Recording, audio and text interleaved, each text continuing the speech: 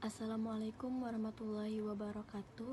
Kami dari kelompok 4 akan mempresentasikan tugas mata kuliah Tafsir Tarbiyah yang berjudul Subjek Pendidikan. Nama saya Nindi Rayu.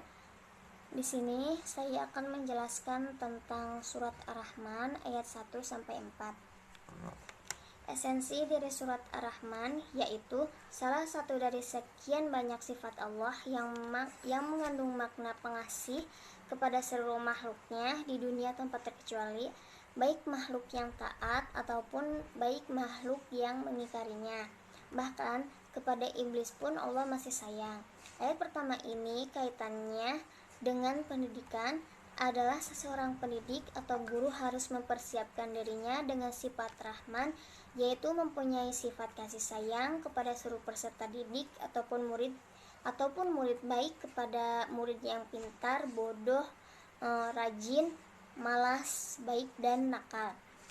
Dan semuanya disebutkan di atas termasuk dalam kategori etika yang harus dimiliki peserta didik.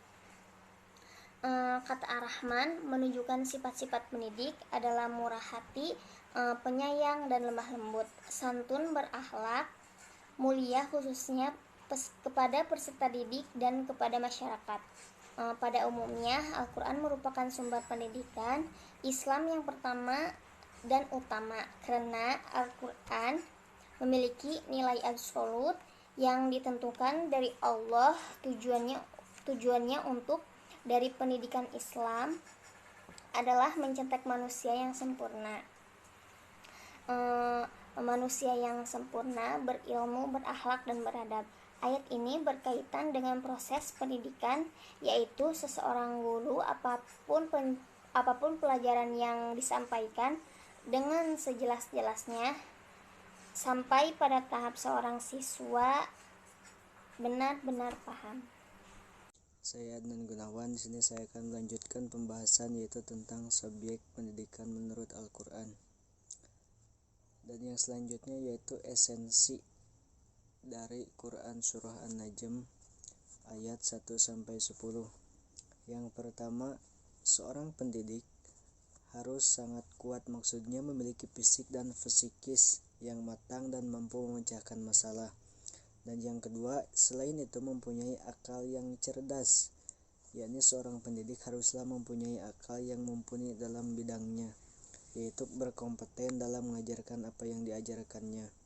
Dan yang ketiga, yaitu menampakkan dengan rupanya yang asli, yakni seorang pendidik hendaklah bersabar, bersikap wajar, dan tidak melebih-lebihkan segala sesuatu dalam bidangnya. Dan yang selanjutnya yaitu nilai-nilai yang terkandung dalam Quran Surah An-Najm ayat 1 sampai 10. Yang pertama yaitu wahyu yang dibawa oleh Jibril dalam Al-Quran, yaitu sebagai pedoman hidup manusia serta menjadikannya petunjuk dan pelajaran bagi manusia, sehingga manusia bisa menjalankan misinya dengan baik, yaitu mengemban amanat Allah Subhanahu wa taala sebagai khalifah di muka bumi. Dan yang selanjutnya, dengan jiwa yang kuat serta akal yang sehat, manusia akan bisa menjalankan fungsinya dengan baik secara vertikal maupun horizontal. Dengan mempunyai jiwa dan akal yang cerdas, maka akan bisa menghasilkan ilmu, kesucian dan etika. Sedangkan dengan kondisi yang kuat akan menghasilkan jasmani yang terampil. Dengan menggabungkan ketiga unsur tersebut, terciptalah makhluk yang berdimensi dalam suatu keseimbangan dunia dan akhirat. Dan yang selanjutnya, pelajaran untuk tidak bersifat lemah serta selalu mengkaji ilmu, baik yang berhubungan dengan agama maupun yang berhubungan dengan dunia. Dan selanjutnya, tidak ada batasan ilmu yang dipelajarinya untuk mencapai keseimbangan yang tersebut. Dan selanjutnya, dalam penyajian materi pendidikan, peran akal sangatlah penting untuk bisa memahami Al-Quran, sehingga manusia merasa berperan dalam menemukan hakikat materi yang disajikan itu, sehingga merasa memiliki dan bertanggung jawab untuk membelanya. Dan selanjutnya, yang terakhir, dalam mengajar disarankan untuk saling berhadap-hadapan, karena dengan ini akan mempermudah bagi si murid dan si guru untuk menerima ilmu tersebut. Pembahasan selanjutnya yaitu subjek pendidikan berdasarkan Quran Surah An-Nahl. Dan esensi dari Quran Surah An-Nahl ayat 43-44 yaitu Allah Subhanahu wa taala sebagai peletak dasar pendidikan bagi manusia melalui penciptaan kehendak, panca indera dan akal. Para rasul mereka merupakan subjek belajar kedua setelah Allah Subhanahu wa taala.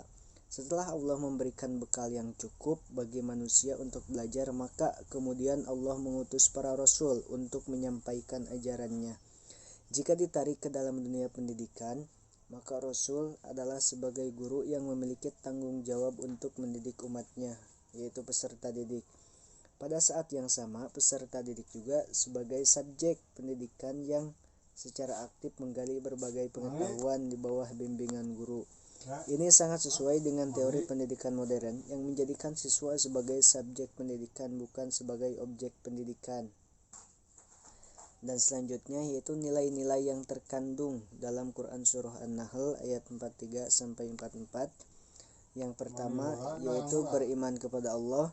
Beriman bahwa Allah itu ada adalah iman yang paling utama, yaitu meyakini bahwa Allah Subhanahu wa taala mempunyai sifat yang serba sempurna, terlepas dari kurang dan celah, tunduk dan patuh kepada Allah, menjalankan segala perintah dan menjauhi segala larangannya. Dan yang kedua, beriman kepada Rasul Allah. Iman kepada para nabi dan rasul yaitu merupakan salah satu rukun iman. Keimanan seseorang itu tidak sah sampai ia mengimani semua para nabi dan rasul Allah dan membenarkan bahwa Allah telah mengutus mereka untuk menjujuki, membimbing dan mengeluarkan manusia dari kegelapan kepada cahaya kebenaran. Dan yang ketiga yaitu beriman kepada kitab Allah. Iman kepada kitab-kitab Allah artinya meyakini dengan sepenuh hati bahwa Allah Subhanahu wa taala telah menurunkan kitab-kitabnya kepada para nabi yaitu sebagai pedoman hidup umat manusia untuk mencapai kebahagiaan di dunia dan akhirat. Dan yang selanjutnya, sejarah dan dinamika pendidikan. Berbicara masalah sejarah berarti mempelajari kejadian di masa lalu dengan mempelajari dan mengambil hikmah dari kejadian tersebut untuk kedepannya lebih baik dalam menjalankan segala aktivitas ataupun yang lainnya.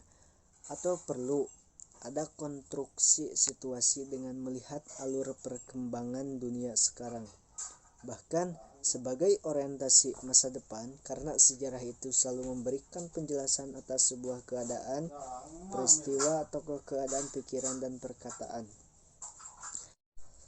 Dan yang kelima yaitu insan kamil atau manusia sempurna. Sebagai manusia, makhluk yang diciptakan Allah Subhanahu wa taala, yaitu manusia adalah makhluk yang paling sempurna.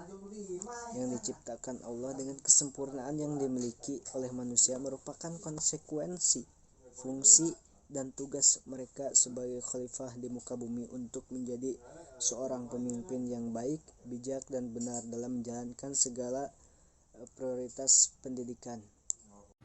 Saya Cindy Mulyani. Di sini saya akan menjelaskan subjek pendidikan berdasarkan Quran Surat Al-Kahfi ayat 65-70.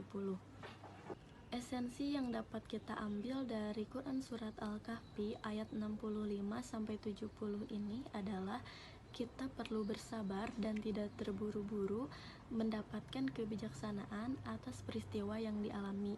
Kita juga sebagai siswa harus mempunyai adab terhadap guru.